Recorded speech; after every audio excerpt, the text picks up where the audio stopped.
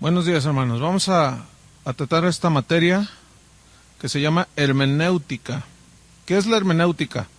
Es el arte de interpretar los textos. Esto viene del griego hermenevein, que significa interpretar.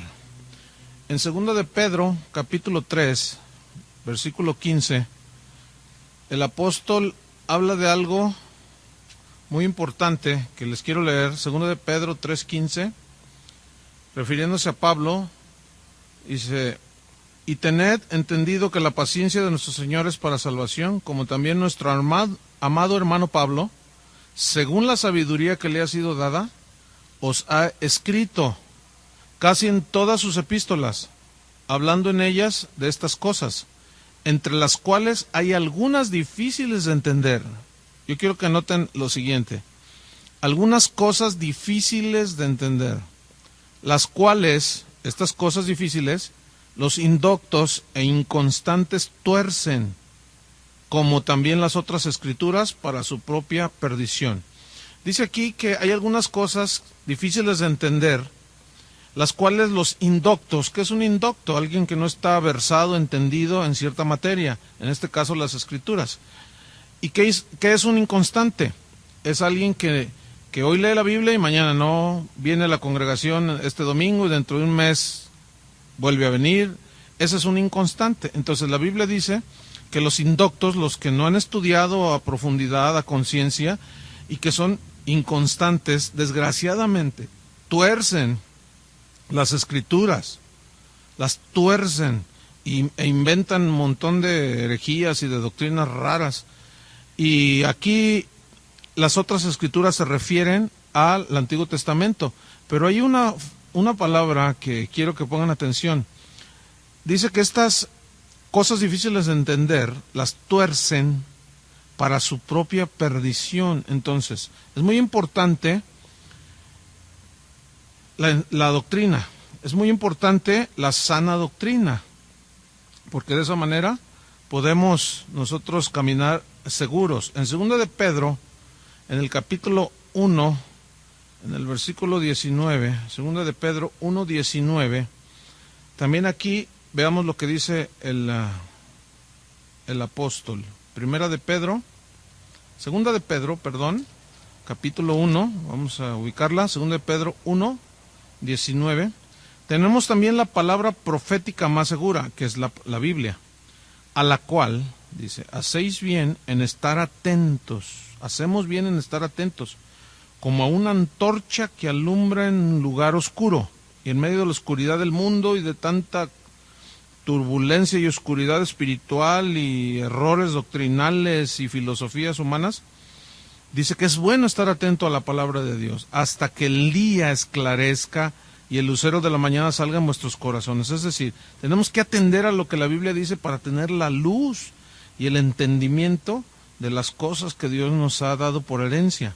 En el capítulo 2, versículo 1 al 3, ahí habla la razón por la cual debemos estar atentos y no ser indoctos, sino estudiosos de la palabra de Dios.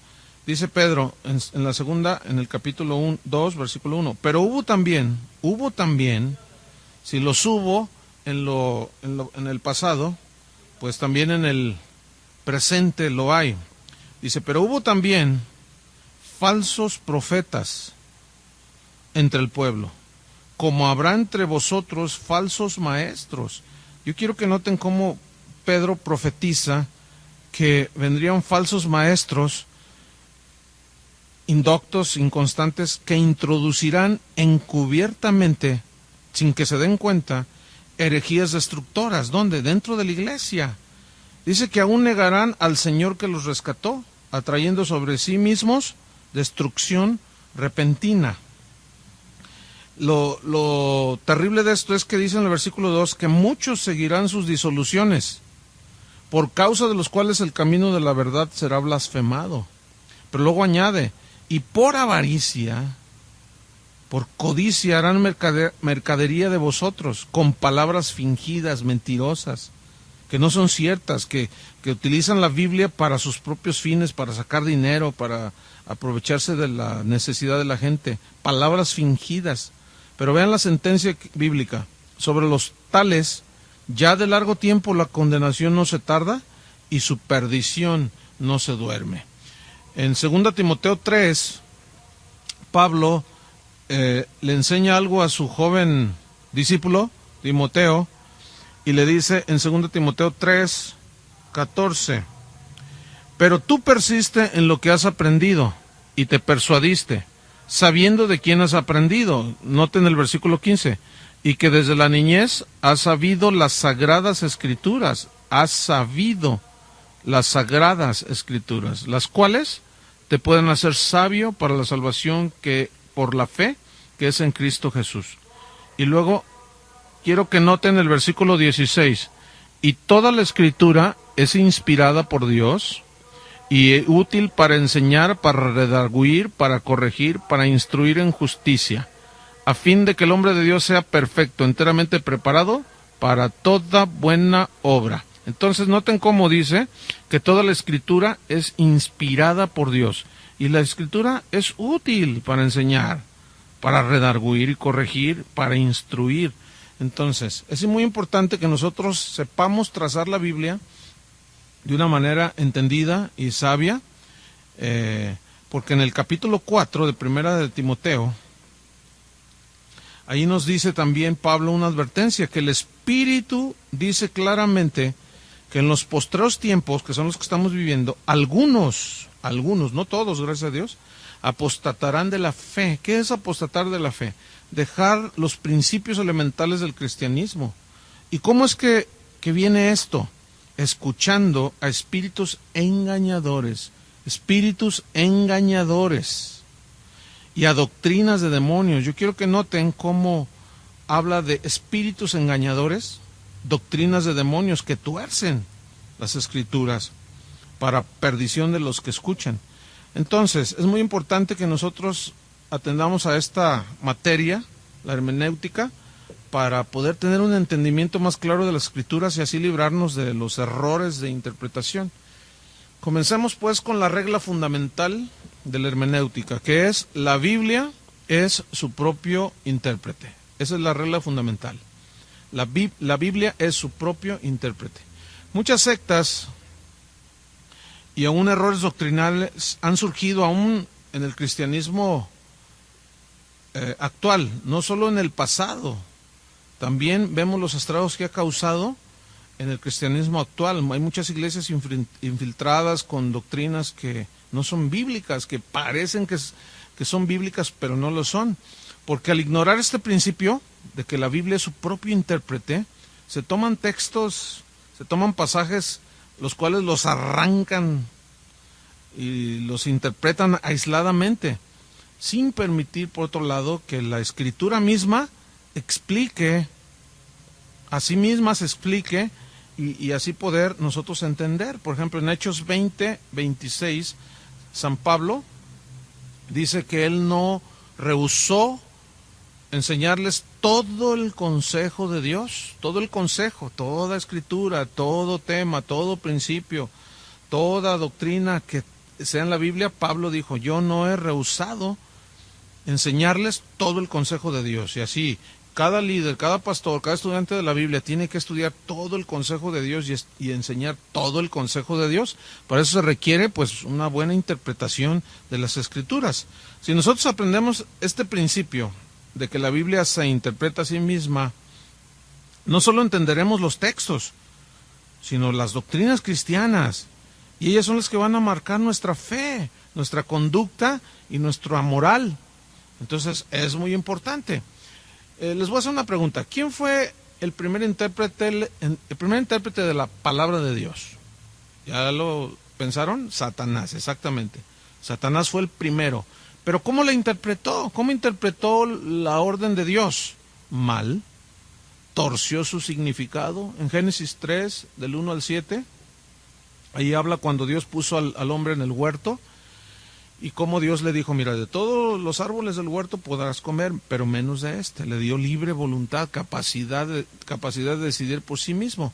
Pero la insinuación y el engaño de Satanás vino cuando a Eva le dijo, con que Dios os ha dicho. Es decir, puso en tela de duda el mandamiento de Dios.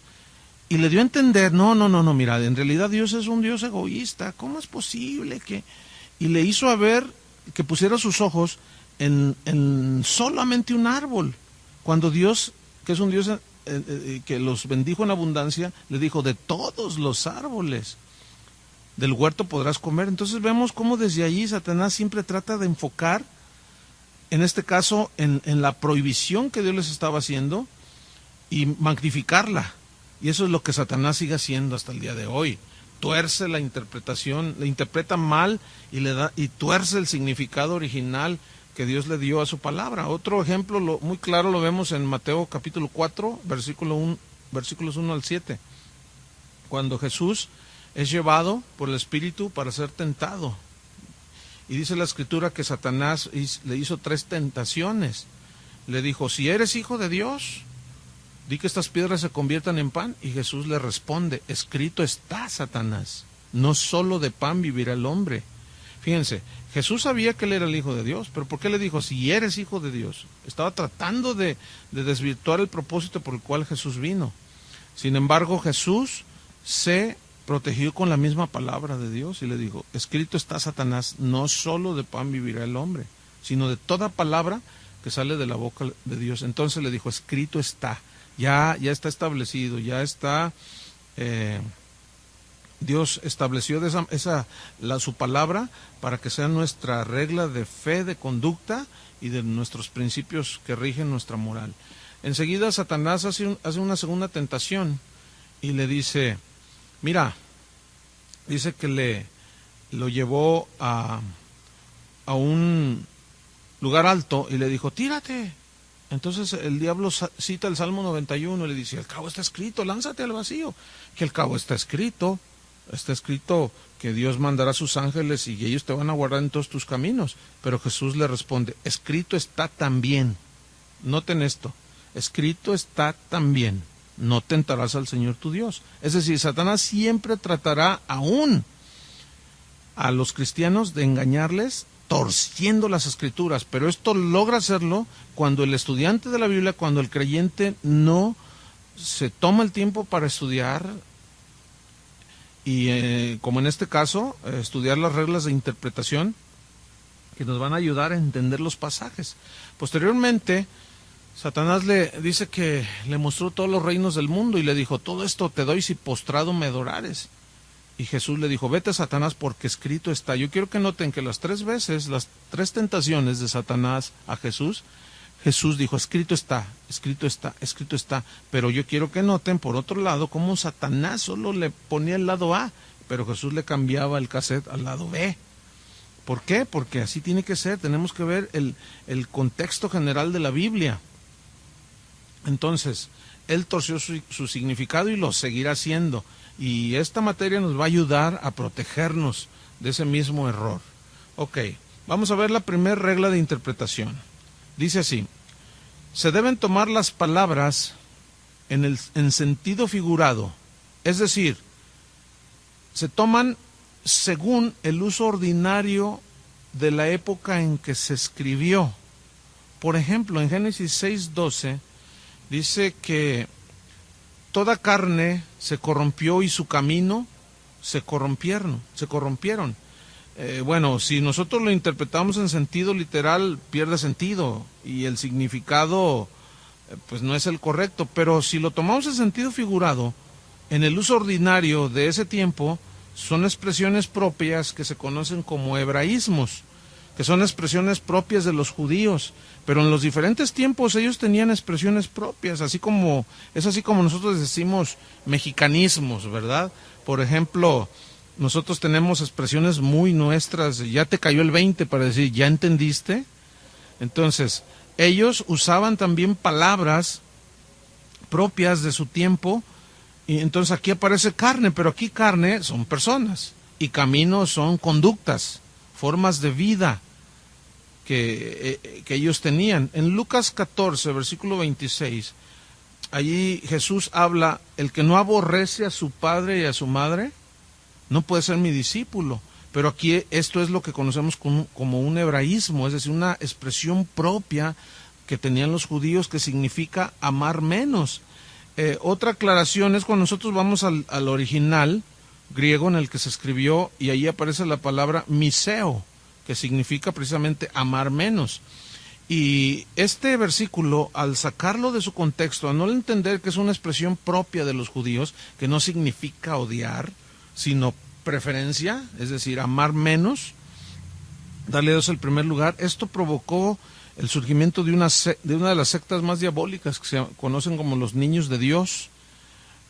Ahorita creo que ya se cambiaron el nombre porque ellos evangelizaban mayormente a gente joven, y ellos les decían que tenían que aborrecer a su padre y a su madre. Pero en Mateo 10, versículo 37, Jesús hace, aquí viene ya más claro el versículo: el que ama padre o madre más que a mí no es digno de mí. Entonces tenemos que nosotros conocer todas estas expresiones, ¿verdad? Entonces, repito, la primera regla es tomar las palabras en sentido figurado según el uso ordinario de la época en que se escribió, y para eso, bueno, hay que estudiar comentarios que hablen de expresiones de la época. No es una tarea sencilla, es ardua, pero vale la pena. ¿Ok, hermanos? Ok, bien, la segunda regla de interpretación bíblica dice así: tomar las frases o las palabras en el sentido que indica el conjunto de palabras que rodean la frase. Es decir, déjame ponerle un ejemplo. Fe, la palabra fe, ordinariamente significa creer, significa confianza, pero, por ejemplo, en Gálatas 1.23, déjeme leerle, Gálatas 1.23, allí aparece esta palabra, y vamos a entenderla conforme. Vamos a tomar las palabras, las frases, en el sentido que indica el conjunto de palabras, es decir, toda la expresión que rodea la frase. Entonces, dijimos en Gálatas, capítulo 1, versículo 23, San Pablo dice lo siguiente: solamente que oían decir, aquel que en otro tiempo nos perseguía, ahora predica la fe que en otro tiempo asolaba. Aquí fe no es confianza. Aquí fe es es el Evangelio, exactamente la doctrina del Evangelio. Predica la fe, la doctrina del Evangelio. En Hechos 17:31, vamos a ver allí qué dice la Escritura y cómo la palabra fe tiene un significado diferente. Hechos 17, versículo 31, por cuanto ha establecido un día en el cual juzgará al mundo con justicia, por aquel varón a quien designó, dando fe a todos con haberle levantado de los muertos, dando fe, dándoles prueba, ¿sí? Dándoles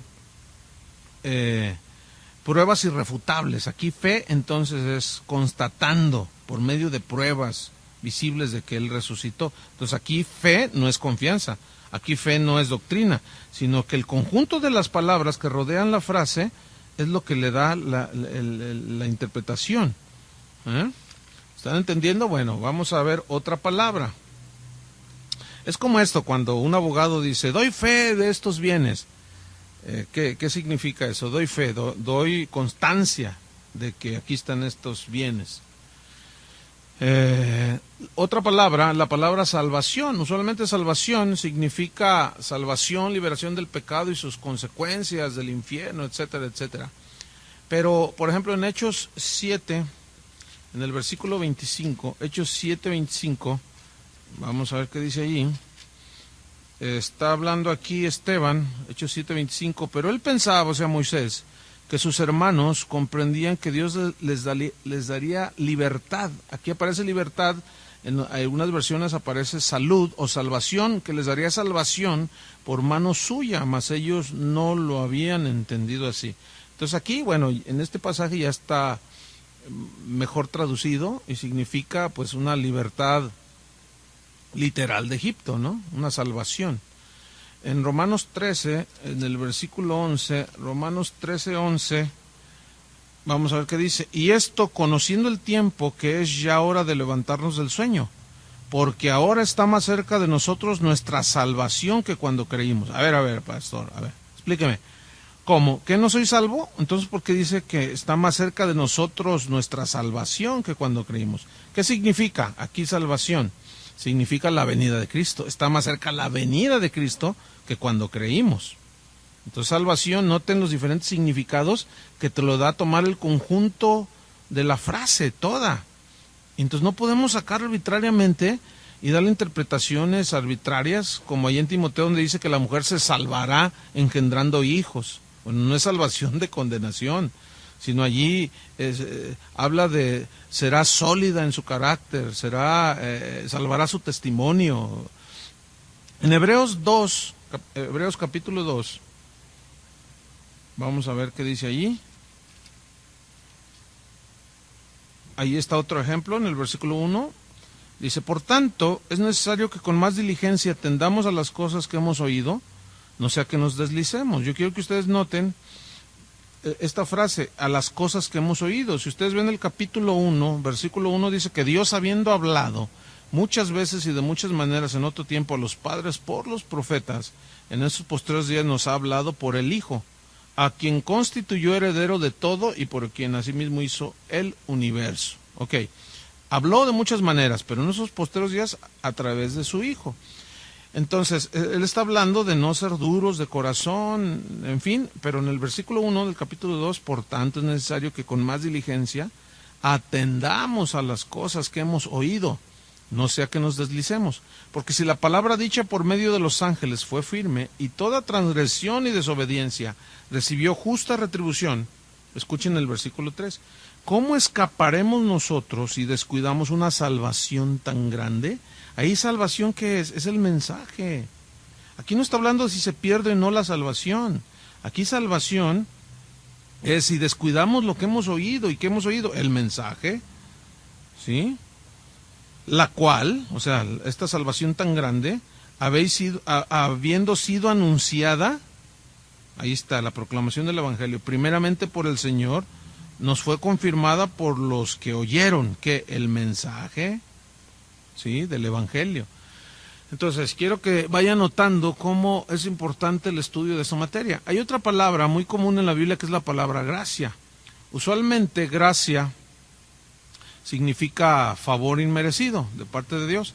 Pero en Efesios 2:8 dice que somos salvos por gracia. Por gracia sois salvos por medio de la fe. Y aquí gracia es misericordia y bondad. Por ejemplo, fíjate, algo más claro todavía en Hechos 14, en el versículo 3, Hechos 14:3, y quiero que noten esto, Hechos 14, versículo 3, dice, por tanto se detuvieron allí mucho tiempo hablando con denuedo, confiando en el Señor, el cual daba testimonio a la palabra de su gracia, concediendo que se hiciesen por las manos de ellos señales y prodigios. Allí, la palabra de su gracia, ¿qué es? Según el contexto de la frase, el conjunto de la frase, la predicación del Evangelio, muy bien. Hay otra palabra muy común que es la palabra carne.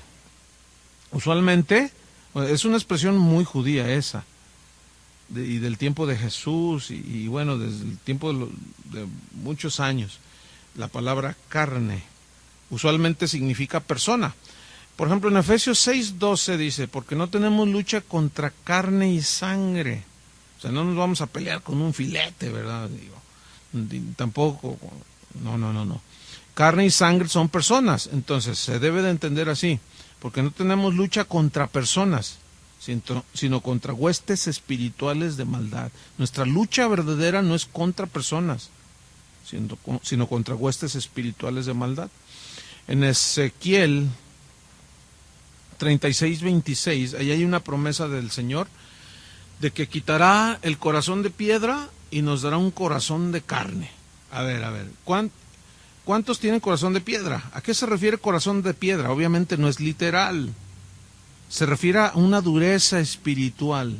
Pero ¿qué significa entonces? Que quitará esa dureza del corazón y nos dará un corazón de carne, que no es de carne, sí, de carne natural, sí, pero ¿a qué se refiere carne aquí? Aquí no es persona, aquí carne se refiere a una actitud dócil, tierna, que siente, un corazón de carne que palpa.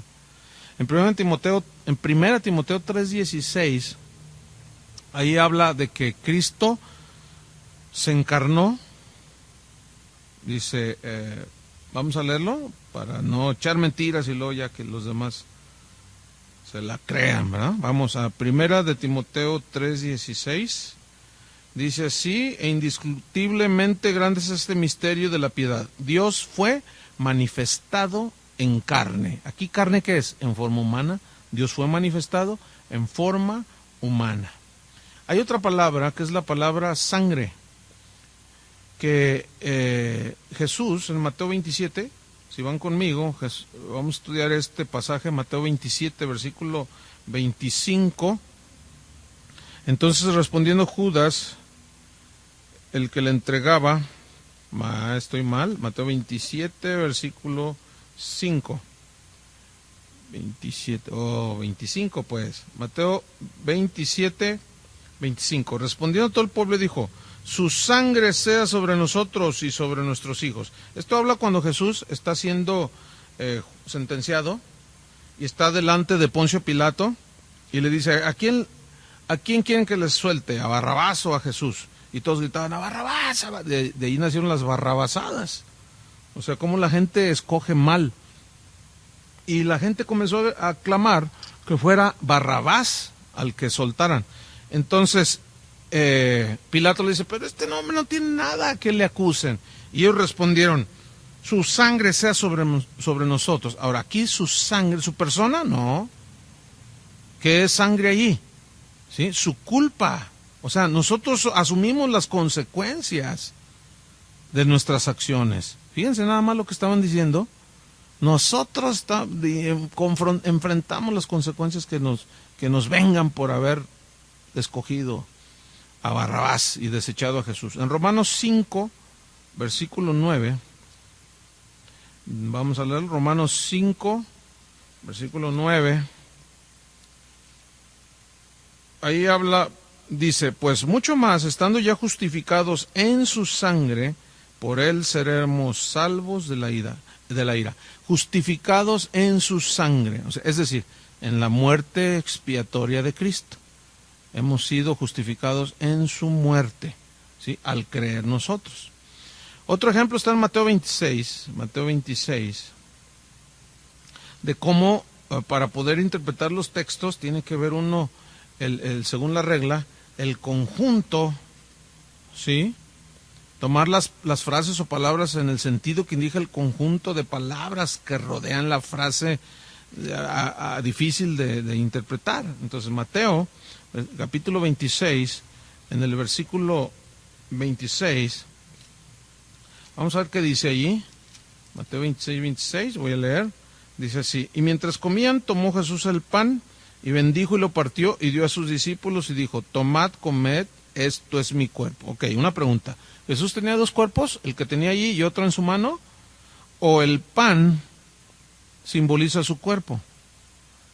También tomó la copa, dice en el 28, en el 27, y tomando la copa y habiendo dado gracias, les dio diciendo: bebed de ella todos, porque fíjense, esto es mi sangre. O sea, el vino, esto es mi sangre del nuevo pacto, que por muchos es derramada para remisión de los pecados. Entonces, quiso decir Jesús que cuando celebraron la Santa Cena, el pan y el vino se convertían literalmente en el cuerpo y en la sangre de Jesús. Por supuesto que no. Definitivamente que no. Y esto ha sido uno de los errores más aberrantes dentro del catolicismo romano, porque ellos afirman que creen en la transubstanciación, y es una doctrina que inventaron de que el cuerpo y la sangre de Jesús, de que el pan y el vino se convierten literalmente en el cuerpo y la sangre de Jesús, pero no es así. ¿Por qué? Porque el mismo conjunto de la frase nos indica que es algo simbólico. Por eso Pablo dijo: yo recibí lo mismo que dijo el Señor Jesús la noche que fue entregado, habiendo tomado el pan, lo partió y les dijo: tomad, comed, esto es mi cuerpo. Y tomando asimismo la copa, les digo: beban de ella todos, porque no la volveré a beber con vosotros hasta que estemos en el reino de mi Padre. Entonces, vamos a volver a beber, pero ya es símbolo nada más. El vino de su sangre y el pan de su cuerpo. En Mateo 16, 19, Jesús le dice a Pedro, a ti te daré las llaves del reino de Dios, de los cielos. Y aquí llaves, obviamente que es algo simbólico, por supuesto, porque el reino de Dios no es algo tangible aquí para nosotros. Entonces, al ser un reino espiritual, pues se entiende que las llaves es espiritual, pero las llaves tienen poder de abrir. Entonces, aquí significa llaves en la Biblia, siempre que tú veas llaves, es autoridad. Entonces, yo te doy la autoridad para que abras el reino de los cielos. Y esto se ve en Hechos capítulo 2, cuando Pedro, en este caso, predica en el día de Pentecostés y la gente se convierte. ¿Qué debemos de hacer para ser salvos? Y Pedro les predica el evangelio y les abre las puertas del reino de los cielos. ¿Ok? Bien, vámonos sobre la tercera regla. La tercera regla de interpretación bíblica dice así: tomar las palabras en su contexto, es decir, los versículos anteriores y posteriores, para poder tener una correcta interpretación de las Escrituras. Por ejemplo, en el Evangelio de San Juan, Jesús está dando una disertación aquí. Están los fariseos, los que no lo querían, estaban sus discípulos, y Jesús da un discurso que es de los más espirituales y enriquecedores dentro del mensaje de Jesús. Él está hablando, en el versículo 53, Jesús les dijo, de cierto os digo, si no coméis la carne del Hijo del Hombre y bebéis su sangre, no tenéis vida en vosotros. El que come mi carne y bebe mi sangre tiene vida eterna, y yo le resucitaré en el día postrero. Porque mi carne es verdadera comida y mi sangre es verdadera bebida. El que come mi carne y bebe mi sangre, en mí permanece y yo en él. Entonces, en el 58 dice, este es el pan que descendió del cielo, no como vuestros padres que comieron el maná y murieron. El que come de este pan vivirá eternamente. Ahora, estas palabras para los judíos que eran escrupulosos en cuanto a la comida, si Dios les había dicho que ellos no debían comer carne inmunda y mucho menos carne humana, cuando Jesús les dice, el que no coma mi carne, beba mi sangre, no, pues sonaba aberrante. Pero ellos no estaban entendiendo, ellos lo estaban tomando literal. ¿Cómo es posible que nos diga que, de hecho ellos mismos mencionan, ¿cómo es posible que nos dé a comer su carne y a beber su sangre? ¿Qué le pasa a este hombre? Pero en el mismo capítulo, en el versículo 60, al oír estas palabras, muchos de sus discípulos dijeron, dura es esta palabra, ¿quién la puede oír? Porque para ellos no entendían. Pero fíjate lo que Jesús dice, sabiendo Jesús en sí mismo que sus discípulos murmuraban de esto, les dijo, ¿esto os ofende? Pues ¿qué si viereis al Hijo del Hombre subir a donde estaba primero? El Espíritu es el que da vida, el Espíritu es el que da vida. La carne para nada aprovecha. O sea, hay que hacer una distinción entre lo que es espiritual y lo que es literal. Las palabras que yo os he hablado son espíritu y son vida. ¿Son qué? Espíritu y son vida. Ahí Jesús da dentro del mismo contexto el significado de que son palabras espirituales, no literales. Ahora vamos a estudiar Mateo 18, donde hay 3 versículos que dentro de la iglesia cristiana se han desatado algunas doctrinas que no tienen nada de bíblico, porque han sido sacadas de su contexto y se les ha dado la interpretación que han querido. En Mateo 18, por ejemplo, allí en Mateo 18 dice, todo lo que atares será atado en el cielo y todo lo que desatare será desatado en el cielo. Y esto, algunos han hecho creer que se refiere a atar y a desatar demonios. En el versículo 19 habla de, si 2 o 3 se ponen de acuerdo acerca de cualquiera cosa que pidieran, les será hecho por mi Padre. Y han desarrollado toda una doctrina acerca de la oración, que para que tenga más efectividad hay que ponerse de acuerdo. ¿Será esto lo que Jesús quiso enseñar? En el versículo 20 habla, porque donde están 2 o 3 congregados en mi nombre, ahí estoy yo en medio de ellos. Y este texto es infaltable que sea citado en reuniones donde muchas veces hay poca gente y los hermanos no llegan y el pastor se la saca de la manga y comienza, somos poquitos pero benditos, pero donde, como Jesús dijo, donde están 2 o 3 congregados en mi nombre, ahí yo estoy en medio de ellos. Pero realmente eso fue lo que Jesús quería decir. Esto aquí vamos a terminar esta clase y vamos a la próxima, vamos a estudiar concienzudamente el contexto de este capítulo para ver si es cierto que habla de atar y desatar demonios, a ver si podemos orar en unidad para que sea más efectivo, etcétera. Entonces aquí vamos a detenerlo y nos vemos la próxima clase.